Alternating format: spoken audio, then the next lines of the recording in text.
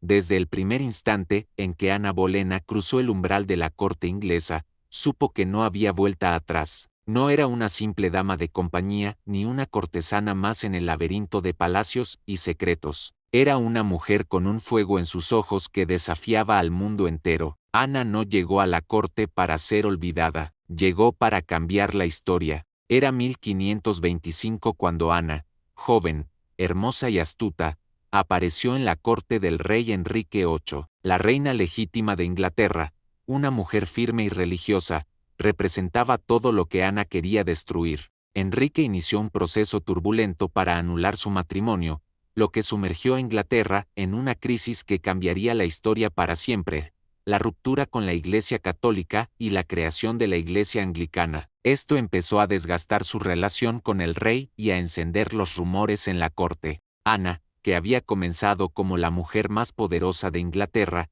empezó a ser vista como una amenaza. Su origen noble pero no demasiado poderoso le daba una mezcla perfecta de arrogancia y ambición. Acusaciones de adulterio, incesto y traición llenaron los pasillos de palacio. Ana fue arrestada, juzgada y condenada en un proceso que muchos consideran una farsa. Su sonrisa juguetona y su mirada desafiante encendieron la chispa en el corazón del rey, quien entonces estaba obsesionado por conseguir un heredero varón que su primera esposa, Catalina de Aragón, no le había dado. Ana Bolena pasó de ser la amante que soñó con ser reina a una enemiga pública que perdió todo, incluso su vida. Sabía que solo podía ganar si mantenía el control, si no cedía a ser solo una amante pasajera. Pero la verdad es mucho más oscura. Su caída fue orquestada por hombres poderosos que temían su influencia, su carácter, su mente afilada. Fue traicionada por quienes antes la adulaban, y utilizada como lección para toda mujer que osara desafiar al trono. Su mayor crimen no fue el amor,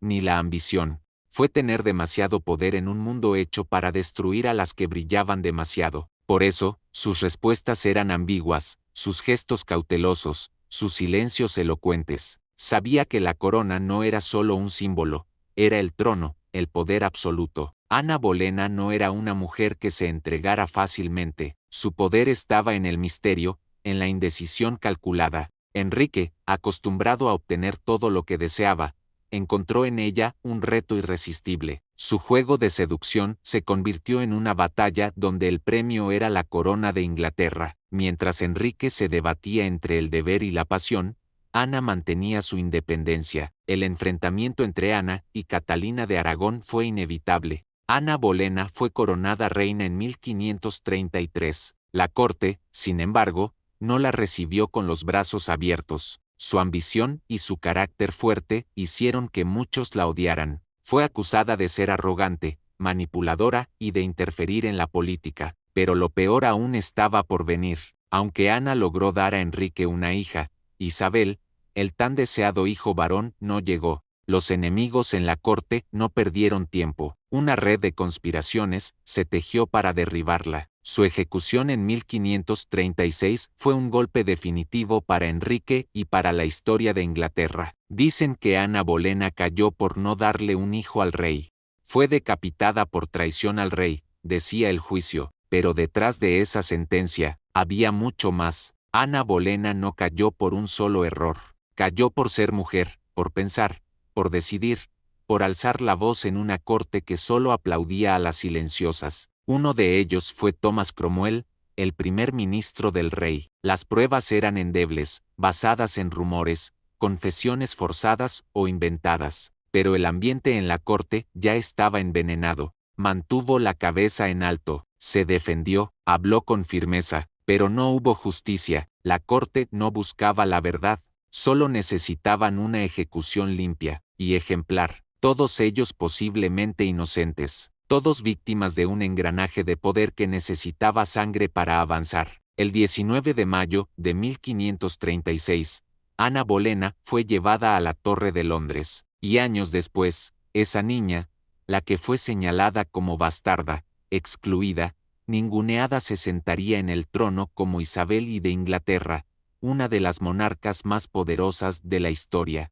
Y vaya si lo hizo. Su nombre, su rostro y su caída siguen siendo recordados 5 siglos después, mientras tantos hombres que firmaron su muerte han sido olvidados. Pero sobre todo, fue peligrosa porque no aceptó el papel que el mundo quería imponerle. Fue amante, reina, madre, presa y mártir, todo en una sola vida. El legado de Ana no fue su corona ni su poder momentáneo, fue su sangre, su hija, su memoria. Vestida de gris, caminó con paso sereno hasta el cadalso. Un silencio pesado, espeso, incómodo. No fue un grito lo que se escuchó. Se convirtió en un fantasma persistente que nunca abandonó del todo la corte inglesa. Su nombre era susurrado entre paredes, su recuerdo grabado en la piedra de la torre y su figura revivida una y otra vez por generaciones que no podían comprender cómo una mujer tan poderosa había caído de forma tan brutal, y luego a gobernarlo, que desafió al Papa, a la reina, a toda Europa, que se construyera la Iglesia anglicana, que el poder de los papas quedara fuera de las islas británicas. Fue humano, porque Ana Bolena fue, por encima de todo, una mujer real, no perfecta, no santa, no demonio, fue ambiciosa, sí, arrogante a veces, y aunque ninguna de esas versiones es del todo cierta, todas juntas forman una verdad más grande. Ana Bolena fue imposible de ignorar. Nos pregunta qué pasa cuando una mujer desea más de lo que el mundo está dispuesto a darle. Ese no lo pudieron decapitar. ¿Qué sucede cuando una mente brillante entra en un juego donde solo hombres escriben las reglas? Y sobre todo, ¿qué precio se paga por querer ser más que lo que esperan de ti? Ni la torre más alta, ni el verdugo más preciso, ni el juicio más injusto pudieron sepultar del todo lo que representaba, y que aún hoy arde en la memoria de todos los que se atreven a mirar la historia sin vendas. Ana Bolena no fue solo una reina por matrimonio, fue una reina por decisión, porque eligió desafiar, porque eligió pensar, porque eligió amar a su manera, incluso cuando el precio fue la muerte, implacable cuando lo necesitó, pero también fue inteligente, sensible, culta, valiente, maternal. Todo eso fue producto directo de su presencia, de su influencia, de su obstinación. Es una voz firme, casi orgullosa, una voz de mujer. Dicen que es Ana, rodeada de enemigos, sin derecho a equivocarse, sin espacio para ser débil, y aún así, resistió, hasta el último día, que no se contentó con ser amante, ni con ser una figura decorativa. Quiso más, lo quiso todo. Pero el rostro de Ana Bolena siguió colgado en los salones de la historia, su collar con la barrio grande, su frente amplia, su vestido oscuro, se volvió un ícono, una advertencia, un símbolo, la niña que nació en medio del escándalo, que fue declarada ilegítima, apartada, ignorada, y que acabó gobernando Inglaterra durante 44 años. Isabel no solo heredó el trono, heredó el fuego de su madre, la fuerza, la astucia, la independencia, lo que Ana no pudo construir en vida, lo construyó Isabel con su reinado, sino el eco de algo mucho más duradero, el fin de una mujer que desafió todo, y la promesa silenciosa de que la historia no la olvidaría, porque quizás, muy dentro de sí, recordaba que fue por culpa de un amor con el rey, que Ana perdió la cabeza, y ella, su hija, nunca lo permitiría. Sus últimas palabras no fueron de odio ni de venganza, sino de sumisión. Bendijo al rey, pidió que rezaran por su alma y aceptó su muerte con dignidad. Enrique VIII, decepcionado por no tener un hijo varón, harto de las discusiones, y posiblemente enamorado de otra mujer, Jane Seymour, no dudó, aceptó la traición como verdad y firmó la sentencia sin vacilar. En lugar de proteger a la mujer por la que rompió con Roma, prefirió sacrificarla para abrir paso a su próxima obsesión. Cromwell había sido un aliado de Ana cuando ambos compartían un enemigo común, la reina Catalina y los católicos conservadores. Pero una vez Ana fue coronada, su relación con Cromwell se fracturó. Ella quería usar el poder para proteger causas religiosas reformistas y para repartir riquezas confiscadas entre los pobres. Cromwell, en cambio, quería enriquecer la corona y afianzarse como el hombre más poderoso después del rey. Sus intereses chocaron, y Cromwell sabía que, para sobrevivir,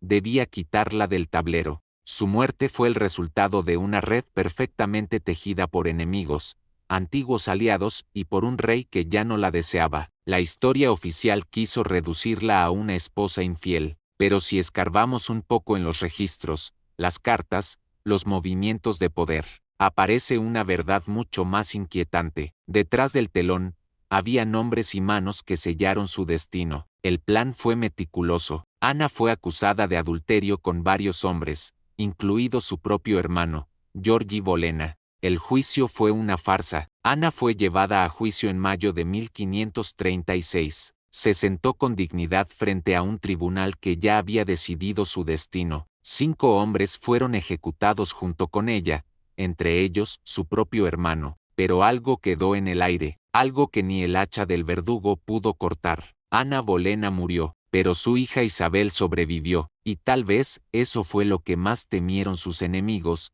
que una mujer pensante, libre y determinada, pudiera cambiar el curso de la historia. Ana Bolena fue víctima, pero también símbolo. Fue manipuladora, sí, ambiciosa, también, y cuando cayó, lo hizo como una reina, no arrodillada, sino erguida, mirando al frente. Dicen que cuando la cabeza de Ana Bolena cayó, el silencio se apoderó de la Torre de Londres, porque Ana no era una más, no fue una víctima cualquiera, fue una mujer que se atrevió a amar al rey, y por eso, la destruyeron, pero su ejecución no fue su final, fue, en muchos sentidos, su comienzo. Ana Bolena, muerta a los 35 años, Ana, sin quererlo, fundó una nueva Inglaterra. La reforma religiosa que nació con su matrimonio permitió que Enrique VIII rompiera con Roma, pero su legado más profundo no fue religioso, ni político. Fue una mujer sola en medio de una corte construida para hombres, y es imposible hablar de Ana sin hablar de su hija,